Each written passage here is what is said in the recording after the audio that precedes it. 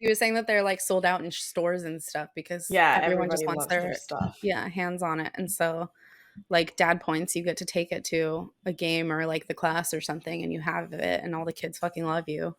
That's the way to parent, guys. Prime, that's what it's called. Prime. Yeah.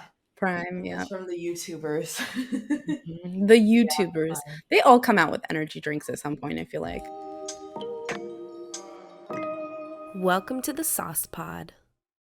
We are back. Welcome to the Sauce Pod, you guys. I'm Taylor. I'm the host of The Sauce. I have Anna here, my co-host as well. She is a marketer, content creator extraordinaire, and editor of The Sauce newsletter. If you're new here, just know that we release a new episode every single week, wherever you stream your podcasts, whether that's Spotify, Apple, on our website, on Substack, or you can catch the podcast as a video on YouTube every week if you want to see what we look like making fools of ourselves and gossiping about Elon Musk.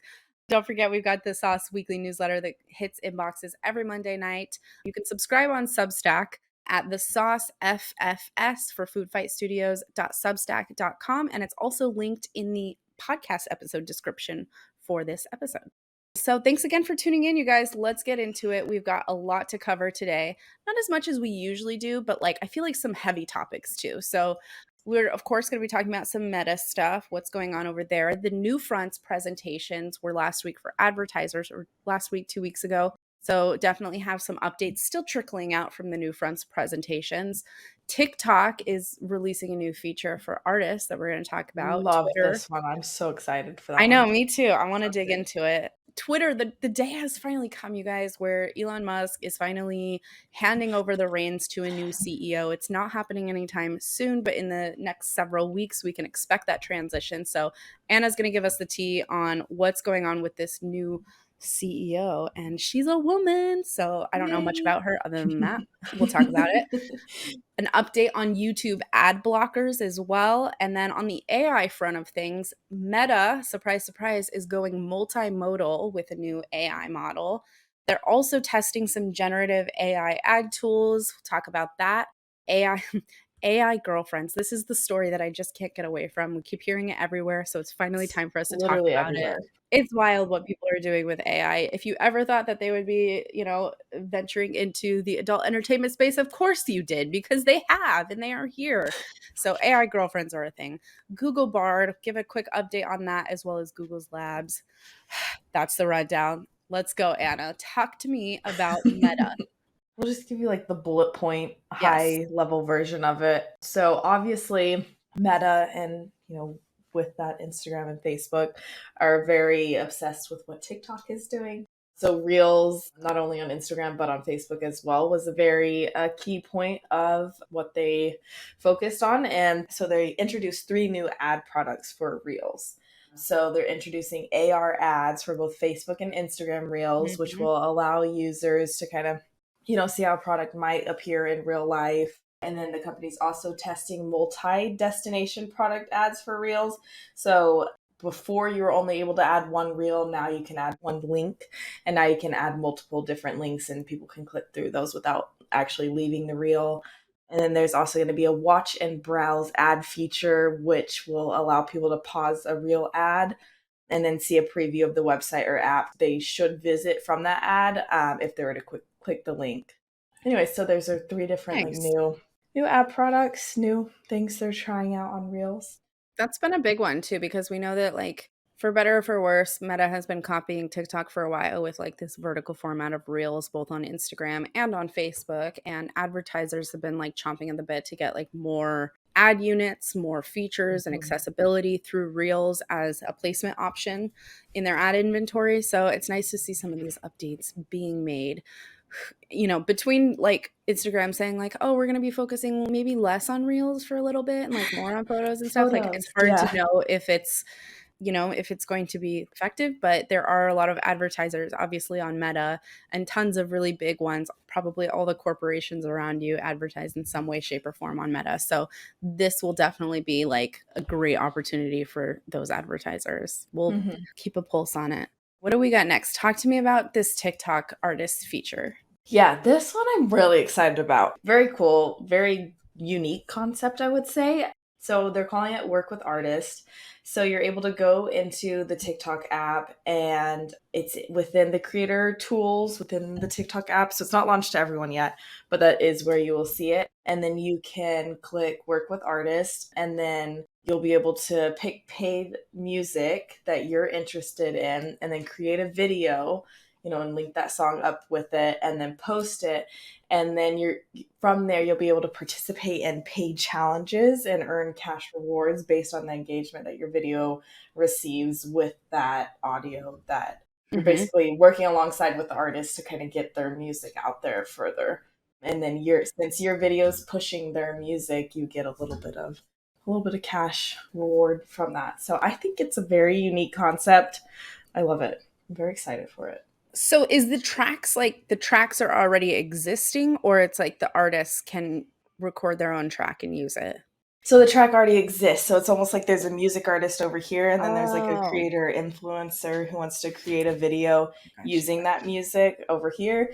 And then since you're using their music and kind of pushing it forward on TikTok, since that is such a huge place That's where artists awesome. get discovered now, and then the influencer, whoever created the video, can make money based off of that. Yeah, talk about a great way to get some of these artists featured in almost like a viral capacity too, because we all know the power of audio on TikTok is like astronomical. Mhm. Once you hit it big with an audio clip on TikTok, it's like game over. You're on your way to the platinum. Right. So like this is great news for artists that are actually, creating music, putting it up, going through and TikTok has done this before too, where they've done things to like support musicians Hmm. and audio creators, right? So that's cool to see them continuing to do this and give like influencers, creators, whatever, just a chance to like easily find that content, that audio and link it up. And featuring special artists that are on TikTok is all the better. So I'm into it. I Yeah. love it. All right, let's spill the tea. We're gonna go into Twitter territory. Deep breaths. I don't know. I feel mixed things about this, so I will wait to give my commentary till the end. But Anna, I will let you run with it. Okay, so we've already kind of stated Elon is finally announcing a new CEO of Twitter. Yay! We need like the little sound effect, like yay! so, so he announced that NBC, I guess she is formally NBC Universal's chair of global advertising and partnerships. Her name is Linda. I'm gonna completely botch her last name. I don't want to say her last Yacarino? name. Yeah, something like that. Linda Carino. So she's a sorry if that's not how you pronounce her name. She's a, I guess, heavyweight in the advertising industry, and people have nicknamed her the Velvet Hammer just because of her negotiation tactics are just very on par, very high up there. So I'm excited for her. So she brings something that Twitter has obviously lacked since Elon got brought on. And she has a lot of credibility with advertisers. So I'm sure that's one of the reasons why Elon chose her because when Musk, I guess, took over the platform, ad sales brought in more than 90% of Twitter's revenue. But monthly revenue has dropped from 127 million in October, right before Elon took over Twitter, and it is now 48 million, or as of January 2023 it was at 48 million. So I'm sure it's maybe dropped even a little Wow. lower than that. So yeah, he really needs to get back on track with advertisers, and I think he's probably hoping that she will help. So Musk will then move to the CTO and executive chairman positions, Mhm. and maybe he will start focusing on the other companies that he owns. I'm not sure how she's gonna feel about, because like she's not set up for success. Like taking over Twitter is going to be a A huge, huge undertaking. I'm sure that she's probably gonna have to, like, gut it from the inside out in some way, yeah. shape, or form. I was already starting to see the conversations happening around, like, the far different sides of Twitter, right? Like, there's no denying that there are different sort of bubbles on Twitter, and there's a lot of diehard Elon Musk fan bros. Like, there's so many of them, and I think that's part of the reason why his voice is so easily uplifted on the platform, other than the fact that he's literally the CEO and owner of it and wrote himself into the algorithm. It's fine. But there's a lot of people who really are like diehard Musk stans and like love what he's done with the platform. So I was seeing rumblings of like when this announcement happened last week, was it like last Thursday? Was it Thursday or Friday? And these guys were just like, this is the end of freedom for our era, and everyone move over to Truth Social and you'll find us on there. So there was that side of it. And then the other side of the commentary was on like the probably more like leftist side, where people are like, it's a woman and she's done amazing things and like she has a ton of experience, and so that's great. I think it was kind of a shock overall that she was chosen, but at the same time maybe not. I know that she's done some work on like some Trump campaigns in the past and done some business. I saw somewhere that she was, or like commented something on Elon stuff forever ago, where she spoke out and said like she is all for, free speech and allowing people to do that within, on social media platforms. So Well, it was a big shock when he like first tweeted it out. It was just a tweet that was like, I will be stepping down as CEO and moving into more of like a transitionary advisory CTO role, and will be announcing the next person, the woman who's going to be taking on this position. And like it was like a couple days passed, I think, before he announced out the actual name of her. And so far, so good. Well, anyways, we will definitely keep an ear to the ground on this one, because I'm very, very interested in how this, it's like the plot thickens. It just keeps like more and more drama of the Twitter saga. We just so happen to be like in the thick of it on Twitter every day. And so we're experiencing all these like seismic shifts in real time. And it's been a lot. Like I could hold off for a season. I could wait for like the production crew to like get their shit together and then be like, okay, guys, we have a plan for Twitter. Like, here's what's happening this season, and we're good. But no, that's not how it is. So we will keep you guys updated for sure. And yeah, do we have any other Twitter updates this week, or is that the big one? this one's a small one. That's the big one, but there is a small one. Twitter removed its autocomplete like suggestion function on the search because I guess I guess they were Oh, suggesting, this is so terrible, animal abuse videos to anyone that typed dog or cat into the search bar. I saw that.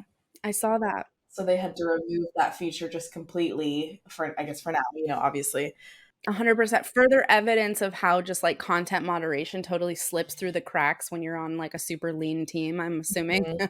that's over Mhm. at Twitter right now, the skeleton framework or whatever it is that they're doing in their business. So, anyways, there's that definitely that happened. And now also on the desktop version of your browser, if you go into Twitter, you now have a very aggressive what is happening question mark exclamation mark, like very in your face. A lot of people have taken note of it. I tweeted it out today. I'm like, why are we so aggressive today?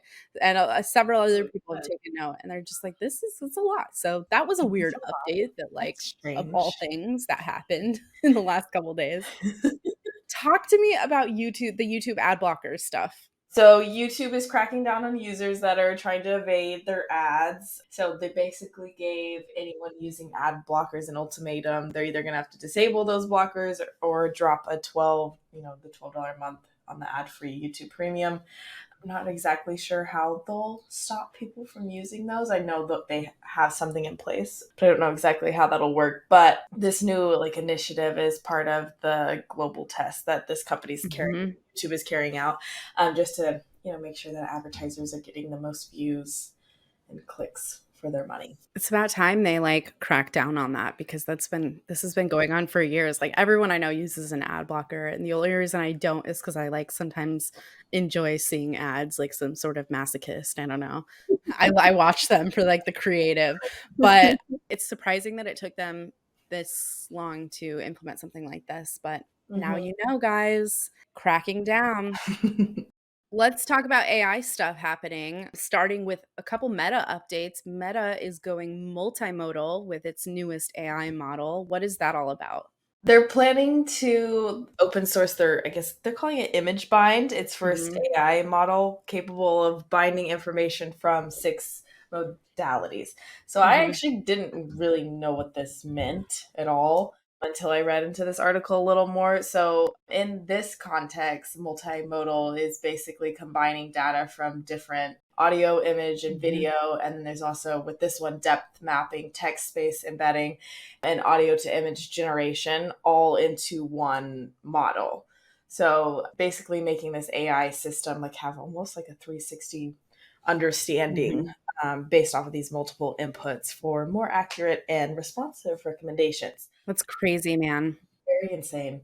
And it's worth noting too, like image bind being going open source is a big deal because while it's a model in its own right, and you can't really use it like out of the box. It's more of meant to be.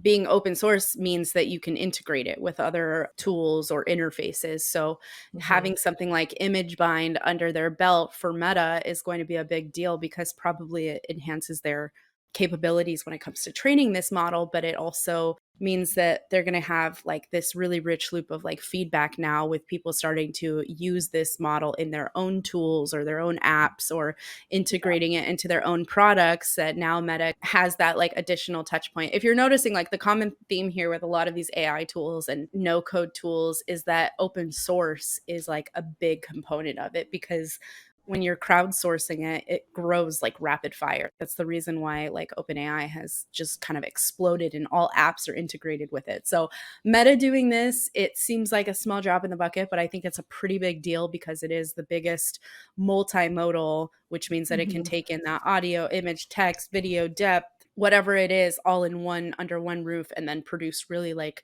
rich outputs depending on what it's integrated with. So I'm excited to see how this one plays out. Meta's been playing in the sandbox for a little while, and they came out with the segment anything tool. We know that they're playing around with like filters and some of the generative text to image AI stuff already on like Facebook and Instagram. And then now too, they just announced that they are bringing generative AI to like their ad tools specifically. So I Mhm. feel like we've been waiting for this. It was only a matter of time before they actually brought some of this like Gen AI stuff, the text to image, into their ad suite. And of course, like the time has come. So they're going to be testing some AI powered ad tools that you can use to create like pretty diverse content. You'll be able to generate text to image right there within the creative ads manager. And this rollout, or this test, I should say, is really only available to like a small group of advertisers right now. Of course, like they always do, they start out with a small group and they'll gradually roll it out. So definitely follows up on the heels of like Google, which has been doing some similar stuff with their ad suites as well. And speaking of Google, too, I have a Bard update, you guys. So everyone seems to have Bard in the world. Bard was made available for free last week at Google I/O for all users except for a select few. So there were like 180 supported countries that Google Bard, which is Google's conversational AI assistant, much like ChatGPT. So 180 supported countries and territories, except for Canada and all of the European Union, which is Huh. 27 member states slash countries. So it's so funny because I'm up on Twitter and I'm seeing like everyone, in Latin America, in the United States, in like parts of Africa, they have access to it already. And they're talking about how great it is. And then all of the Europeans are like, what the actual fuck? Why don't I have access to Totally this? fine. So I asked my friend Arnie, shout out to Arnie if you're listening to this, if he was able to get into it. He lives in Germany, and if he was able to get into it using like a VPN. And I think he was. I don't know if I'm allowed to say that, but he tweeted about it. So I think he was Totally able fine. to get access to it. Yeah. And, Bard, much like ChatGPT, has a lot of like similar features, and it has like web browsing and like tons of like powerful access with Google, just adding on more and more and more tons of stuff that we can expect to be dripped out in the coming months. If you haven't tested it out yet and maybe you've been playing with ChatGPT a little bit and you're looking for something else, definitely give Bard a try. I played around with it. So it seems like the big players right now on the conversational AI chatbot is like Microsoft's Bing, Google Bard, and then OpenAI's ChatGPT. And so those are kind of the Mhm. three big ones right now that we're all dealing with, but much more to come. And before we talk about AI girlfriends, what was the labs page update? Yeah, this one's kind of cool. So it's within Google, so you can sign up to experiment with their like beta AI features, like Mhm. Tailwind. So it's a smart note-taking tool, and then Music LM, which is a text prompt to music generator, and then there's a couple others in there. So basically, you can join the wait list to be kind of the first to test out their newest AI experiences within the Google workspace. I can't wait until more AI features get integrated with like more of the Google Suite tools that we use, know and love. I mean, there's kind of hack around ways to do it now with like Google Docs and things, but it's not really like officially full on integrated en masse yet. So I'm excited to see what shakes out with that. But okay, last story that we've got of the day, and it's going to be a good one. Tell us about AI girlfriends. So And I Karen. guess Karen. Sorry, Karen. Oh, Karen.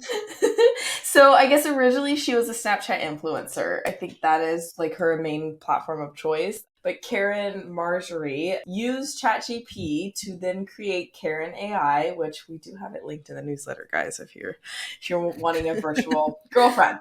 So Karen AI is a virtual girlfriend that offers virtual companionship for $1 a minute. So, not too pricey. So Karen AI currently has, I'm sure it's over this by now, 1,000 boyfriends and has pulled in $71.6 thousand of revenue for, in real life, Karen, after just 1 week.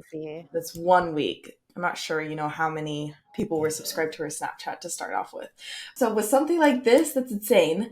I mean, it causes some issues, but obviously power to her. Like if I could do that and get 72K revenue in 1 week from just, chatting. I did see somewhere that she mentioned that that the AI bot was starting to give some answers that were a little too much on the side of a sexual. Too risque. Yeah, that she didn't want that connected to her reputation. So she was having to find a way to fix that. Good luck, girl. Yeah, I was reading too, like she trained the model like on her data and like the way that she talks and stuff like that. But then it sort of, as we know with chatbots, they take on with AI chatbots, I should say, they like take on a life of their own. So I'm sure it just kind of like spun out of control. And being that it's probably one of the earlier instances or prototypes of this type of business, like people caught on quickly and wanted to be part of that. And this is, I guarantee you, this is not the end of it. Like, spicy sauce note, like the adult entertainment industry is going to be taken by storm, if not already, because of all of this AI content. There are people who are creating AI avatars and putting them up on like OnlyFans and charging subscription access for that. And I'm sure, like, I remember like as a kid, like watching late night TV, you would get those like commercials that are like, talk to Jasmine for $10 for 10 minutes. And you're like, who the fuck is Jasmine? Like, they don't even need Jasmine. It doesn't even need to be there anymore, honey. Yeah. Jasmine is an AI now. Like, and you can talk to Jasmine. So my whole rant being that AI is definitely infiltrating every single part of everything that we do, you guys, and it's not going away anytime soon. From all of the different multimodal capacities to how you're cooking, to how doctors can diagnose you, to how teachers are grading homework and essays with it. Think about that. Teachers can just put their students' essays through ChatGPT and say, help me grade this or evaluate it for consistency or whatever. So like, it's one thing after another, and it's only getting crazier. With the sauce at Food Fight Studios, we were playing around in our Discord server last week and installed a chatbot that is like AI enabled. It's integrated with GPT-4. And let me tell you, that thing, it became its own person, and it's called the Saucy Smurf. And now, since just kind of like playing around with it and giving it some context, it's like it has a whole personality, and you're not quite sure whose side it's on ever. We're like, we need to like rein it all in. We need to go back to the drawing board and figure out how to make sure this thing doesn't turn into like some sort of AGI like robot. I don't know. All of which is to say that it's everywhere and it's more accessible than ever. So like we always recommend or advise, keep your wits about you, do your research, don't get into shady shit, support good creators, read the news, like, the list goes on and on. Just do your research. Yeah. That's all. That's what we're here to help you with. We sure are. But you guys, we're going to be rolling out some really awesome products. We have a whole suite of stuff that's coming from my design course for non-designers to how to quickly edit like vertical shorts and things like that for using a super simple app on your phone called CapCut. Ash takes us through the whole process, to some storytelling frameworks and how to like kickstart your brand, to how to use Canva, all kinds of good content, premium stuff coming through. And we're going to start dripping some of that out to our premium subscribers on Substack as well. So if you are subscribed, but you're only on a free tier, definitely check out like some of this stuff we've updated on the subscription page, because we're going to be feeding more and more of that premium content to you guys. Otherwise, we'll be making a big splashy announcement here in a couple of weeks about when all of that content will be available for sale if you want to snag it at any time. So stay tuned, you guys. So much good stuff coming down the pipeline. It's going to be a hot and heavy AI summer, and I'm here for it. Honestly, I am. All right. Well, thank you, Anna. Thank you for your time. We will do this. We will do this again on Monday. Bye, guys. Bye, guys. Hey guys, that's a wrap for this week's episode of the Sauce Pod. Hope you enjoyed yourself, maybe even learned a thing or two. Don't forget, you can subscribe to us on YouTube. You can also subscribe to our newsletter that goes out every Monday night. All of the latest and greatest tips, news, and trends for content creators and digital entrepreneurs. Until next time, stay saucy.